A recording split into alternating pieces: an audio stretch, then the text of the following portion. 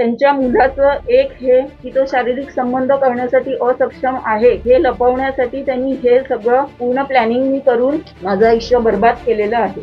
याच्या पाठीमागे काहीतरी काळेबेरं आहे. वेगवेगळ्या बाबांकडे इलाजासाठी म्हणून घेऊन जायचे आणि मग आई वडिलांच्या संरक्षणामध्ये असणारी गिरिजा तिला त्याच वेळेला ह्या अघोरी प्रकाराच्या विरुद्ध आवाज उठवण्याची संधी होती किंवा तक्रार करण्याची संधी होती की आता गिरिजा राऊत यांनी डीवीची सूट फाईल केलेली आहे. उन्होंने मुझे इतना ट्रॉमेटाइज किया कि I used to be like a drug addict की पूरा दिन पूरी रात में सिर्फ वो नशे में रहती थी. अघोरीच्या संदर्भातल्या उपचाराचं आम्ही पूर्णपणे खंडन करतो. 7 वर्ष तिथे होते. माझ्याकडे बरेच मौके होते जिथे मी त्यांच्याकडनं पैसे उकळू शकत होते किंवा काही त्यांच्या पहिल्या बैठकीमध्ये तिने 5 करोड रुपये मागितले. वेगवेगळ्या तऱ्हेने छळून माझं अपमानित असं घाणेरडं आयुष्य त्यांनी माझं केलं. आणि ही मागणी मान्य होणार नाही हे लक्षात ठेवून तिने अशा पद्धतीचे खोटे नाटे आरोप आमच्यावर केलेले आहेत. खोटं बोलून आमची फसवणूक करून त्यांनी पूर्ण प्लॅनिंगने आमचं घात केलेला आहे. लग्नानंतर पण त्यांनी आधी सांगितलेल्या सगळ्या गोष्टी वेगळ्या होत्या आणि लग्नानंतरचं पूर्ण चित्रच वेगळं होतं. त्याच्यामुळे प्रत्येक दृष्ट्या आर्थिक, मानसिक, शारीरिक, भावनात्मक छळ असा गीतेश आणि त्याच्या पूर्ण परिवाराकडून करून 7 वर्ष ही सतत माझी छळवणूक करून त्यांनी माझा आणि माझ्या फॅमिलीचा पूर्ण घात केलेला आहे. काही विनायक राऊत यांनी आता तुम्ही बोलण्याआधी प्रतिक्रिया दिली. त्यांचं म्हणणं असं आहे की जर का 2022ला घटना घडली तर 2024ला उघडावं लागलं. दुसरं, आई वडील सोबत होते, मग त्यांना कोणी त्यावेळी तक्रार देण्यापासून थांबवले होते. तिसरं, टेरेस फ्लॅट, महिना 2 लाख रुपये, 10 कोटी रुपये हे संबंधित तुमच्याकडनं मागितले जात होते आणि दिले नाही म्हणून हे आरोप केले जातात विनायक राऊत म्हणतात. सर्वप्रथम पॉलिटिकल बॅकग्राऊंड असल्यामुळे, एक सबळ फॅमिली असल्यामुळे आणि मला मेनली गीतेश बरोबर चांगला संसार करण्यासाठी म्हणून आम्ही कधीच कुठलीच तक्रार केली नव्हती. या आशेवर सगळं सहन करत गेले की आज ना उद्या परिस्थिती बदलेल आणि सगळे आनंदाने राहू. पण असं काही घडलं नाही. आणि ज्या गोष्टी त्यांनी फ्लॅट, पैसे वगैरे जे काही सांगितलेलं आहे ते नितांत खोटं आहे. कारण त्यांनी जो छळवणूक माझी केलेली आणि प्रत्येक गोष्टीत त्यांनी जे शाब्दिक सुनावणी किंवा मारहाण करून जे त्यांनी माझ्याबरोबर केलेलं आहे ते लपवण्यासाठी आता ते सगळं हे खोटं स्टेटमेंट मीडियासमोर देत आहेत. ते अघोरी कृत्य म्हटलं. महाराष्ट्रामध्ये नरबळी आणि जादूटोणा बंदी विधेयक आहे, त्याची अंमलबजावणी केली जाते. तर तुम्हाला काय सांगा, कशा पद्धतीने अघोरी प्रयोग तुमच्यावरती केले गेले आणि त्यांना किती कठोर शिक्षा झाली? अघोरी कृत्य ॲज इन 2018 मध्ये, म्हणजे डिसेंबर 2017ला लग्न झाल्यापासून सप्टेंबर 2018 पर्यंत आमच्यात काहीही शारीरिक संबंध आले नव्हते. त्याच्यासाठी आमच्या फॅमिलीजनी बसून बोलणी केली आणि असं ठरलं होतं की गणपतीवरून आल्यानंतर या गोष्टीवर काम करायला सुरू करू. पण गणपतीवरून आल्यानंतरच एक थोडक्यात अशी घाबरण्याची घटना झाली, ज्याला त्यांनी असं अघोरी सगळ्या ह्याचं इलाजांचं स्वरूप दिलं की ते अक्षरशः सप्टेंबर 2018 पासून 22 सालापर्यंत ते त्यांनी सुरू ठेवलं, ज्याच्यात हे अघोरी कृत्य प्लस माझं मेडिकल ट्रीटमेंट्स ज्या त्यांनी केल्या, हायपोथायरॉइड असूनही त्यांनी मला जे अँटी डिप्रेसंट्स वगैरे दिले त्याच्यामुळे मला सर्वोपरीने त्यांनी प्रचंड त्रास दिलेला आहे. वजन आहे राजकीय दबाव तुमच्यावरती कशा प्रकारचा होता आणि किती राजकीय कुठल्या दुसऱ्या नेत्यांचा हस्तक्षेप होता का दबाव टाकण्यामध्ये पक्षाचा? राजकीय दबाव तर तसं तो जास्ती असण्यापेक्षा जो एक मेंटल ट्रॉमा मला दिला जात होता, एक घरच्यांकडून जे प्रेशराईज केलं जात होतं. जसं नवरा मला मारहाण करून बोललेला आहे की माझ्या वडिलांनी 2 करोड रुपये इलेक्शनसाठी लावलेले आहे, तुझ्यामुळे त्यांच्या इमेजला जर धक्का गेला तर म्हणजे तू बघ तुझं मी काय करीन, असं सगळं. म्हणजे इतकी त्याची विकृत वागणूक त्यांनी देऊन मला जे एक सर्टन असं ट्रॅप मोडमध्ये ठेवलेलं आहे की नॉर्मल लाईफ हे माझ्यासाठी नव्हतंच कधी. तो त्याच्यावरनं तुम्ही कल्पना करू शकता की काय ट्रॉमा त्यांनी मला या 7 वर्षात दिलेला आहे. विनायक राऊतांची भूमिका कशी असेल, त्यांचं वागणं कसं होतं आणि किती या गुन्ह्यात गंभीर सहभाग त्यांचा आहे? स्पष्टच सांगायचं तर विनायक राऊत हे त्यांच्या दुसऱ्या पत्नीबरोबर आणि मुलीबरोबर दुसऱ्या घरात राहतात. आम्ही ह्या घरी राहतो जे झोपडपट्टीत आहे आणि आम्हाला लग्नाच्या बोलणींपासून आम्हाला कधीही सांगण्यात आलं नव्हतं की दुसरं घर हे झोपडपट्टीत आहे. आणि विनायक राऊत हे नवरात्रीच्या घट बसतो त्या दिवशी आणि घट उठतो, म्हणजे दसऱ्याच्या दिवशी फक्त त्याच 2 दिवशी आमच्या घरी यायचे. इतर वेळी ते कधीही आमच्या घरी आले नाहीत आणि ते फोनवरनं मला अमुक गोष्ट कर, तू ही जबाबदारी घ्यायला पाहिजे, तू तू ती जबाबदारी घ्यायला पाहिजे.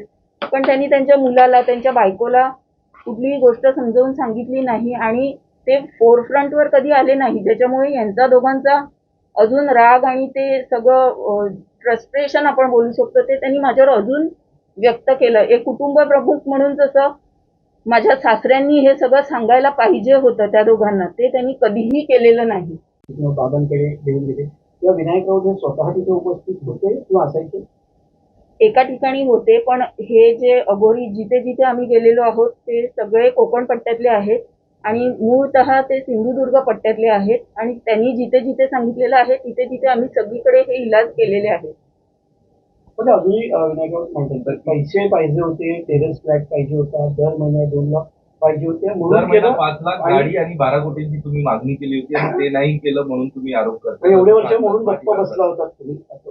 अच्छा, तर मला असं वाटतं की त्यांनी आणि सगळ्यांनी ज्यांनी मला जवळून पाहिलेलं आहे त्यांनी हा विचार करावा की मी 7 वर्ष तिथे होते, माझ्याकडे बरेच मौके होते जिथे मी त्यांच्याकडनं पैसे उकळू शकत होते किंवा काही त्यांच्या गोष्टींवर माझा हक्क दाखवू शकत होते, पण मी त्याच्यात कधीही नव्हते आणि माझ्या सिंपल अपेक्षा होत्या माझ्या नवऱ्याबरोबर माझा सुखी संसार आणि माझ्या घरच्यांबरोबर आनंदाने नांदणं. ते त्यांनी न देता इतर गोष्टीत मला भरीस पाडून मला वेगवेगळ्या तऱ्हेने छळून माझं अपमानित असं घाणेरडं आयुष्य त्यांनी माझं केलं. पत्र आहेत का? हे अजामीन पत्र आहेत, नॉन बेलेबल ऑफेन्स आहेत. आता जे नवीन सेक्शन आहे 35(3) जे आहे म्हणतात की 7 वर्षाच्या आत असेल तर शक्यतो नोटीस द्यावी, अटक करू नये त्याच्यामध्ये, म्हणजे अटक करू नये, पण त्याला बंदी नाही अटक करण्यासाठी. एखादं हिनियस क्राईम असेल, हा हिनियस क्राईम लढबळी आणि अंधश्रद्धा हे खूप संदर्भातला सिरियस कायदा आहे. हा, हे सरकार आता गंभीर याच्यामध्ये गंभीर स्टेटमेंट आहे आणि अशा काही जे तपास ह्याच्यामध्ये ह्याच्यामध्ये पोलीस कस्टडी खूप जरुरी आहे.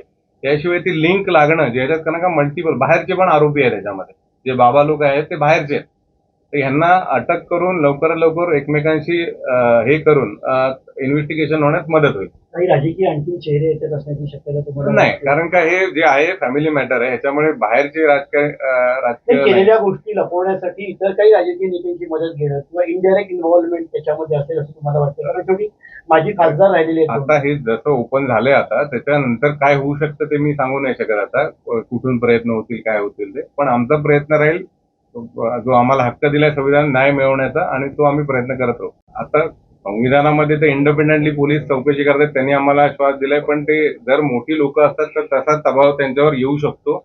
माझं मीडियाच्या माध्यमातून मीडियाच्या लोकांना पण आहे की यांचं जे विक्टीम आहे ज्या यांचं म्हणणं आणि यांना न्याय मिळवून देण्यासाठी प्रयत्न करावे.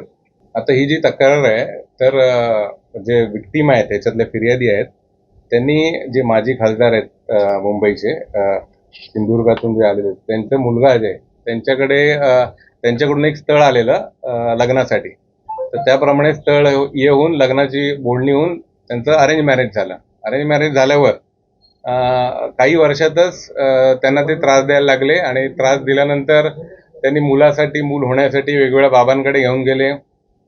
तिथे वेगवेगळे अघोरी कृत्य त्यांच्यासोबत झाली आणि त्या संदर्भात आम्ही आता फिर्याद दाखल केली आहे त्यांच्या विरुद्ध. ताबडतोब त्यांनी तक्रार का केली नाही?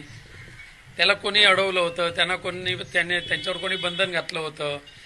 आज 2026 आहे, म्हणजे 22 साली किंवा 2018 ते 2022च्या दरम्यान झालेले हे जे काय असे जे प्रकार आहेत त्याची तक्रार ते 2026 मध्ये करतायत. यामुळेच दिसून येते की याच्या पाठीमागे काहीतरी काळेबेरं आहे आणि हे सगळे गैरप्रकार होत असताना त्याने स्वतः तक्रारीमध्ये लिहिलेलं आहे की त्या प्रत्येक वेळेला माझे आई वडील माझ्याबरोबर असायचे आणि मग आई वडिलांच्याच संरक्षणामध्ये असणारी गिरिजा तिला त्याच वेळेला ह्या अघोरी प्रकाराच्या विरुद्ध आवाज उठवण्याची संधी होती किंवा तक्रार करण्याची संधी होती, परंतु त्यांनी 26 पर्यंत हे का दाबून ठेवलं हा विषय आहे. पण त्याचं खरं कारण असं आहे की आता गिरिजा राऊत यांनी DVची सूट फाईल केलेली आहे गेल्या महिन्यामध्ये आणि त्याच्यापूर्वी सुद्धा आमचे वकील आणि त्यांच्या वकिलांनी ह्यामध्ये तडजोड करावी DVमध्ये यासाठी काही बैठका घेतल्या होत्या.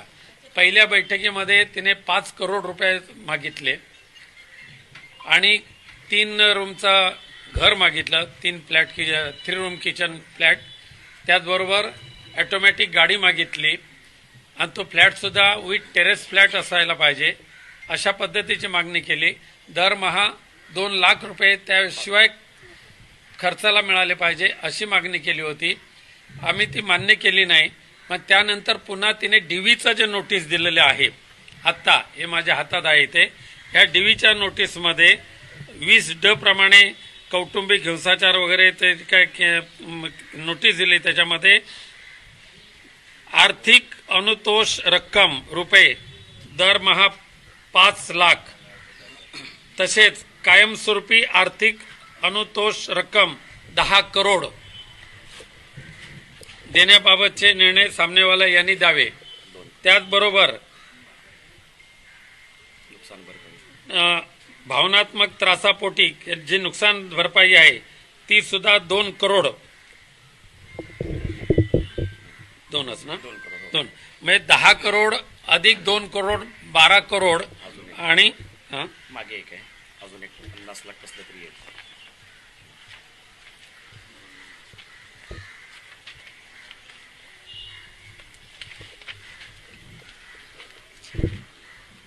त्यात भेटत नाही, ठीक आहे. अजून एक 50 लाख. तर त्याशिवाय म्हणजे हे 12 करोड रुपये मागितले डीव्हीच्या नोटीसमध्ये आणि त्याशिवाय दरमहा 5 लाख रुपये खर्च मागितलं. त्याशिवाय घर आणि गाडी ही मागणी तर कायमच ठेवलेली आहे आणि ही मागणी मान्य होणार नाही हे लक्षात ठेवून तिने अशा पद्धतीचे खोटे नाटे आरोप आमच्यावर केलेले आहेत आणि ते आम्हाला मान्य नाहीत.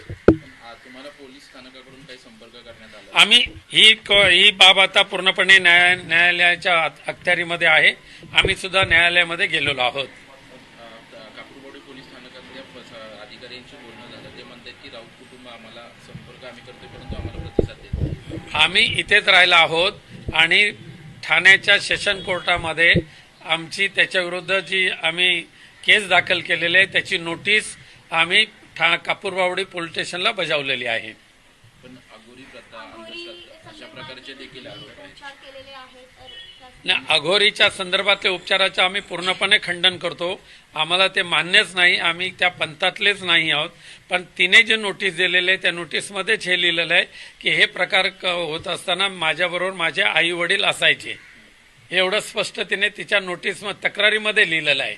मग आई वडील असताना तिने अघोरी प्रकार आई वडिलांनी कसे सहन केले हे सगळे प्रश्न आहेत. त्याचे उत्तर आम्ही न्यायालयामध्ये देऊच. न्यायालयामध्ये आता आमची 23 तारीख आहे. नक्कीच न्यायदेवता आम्हाला यावर न्याय देईल अशी मला खात्री आहे. धन्यवाद.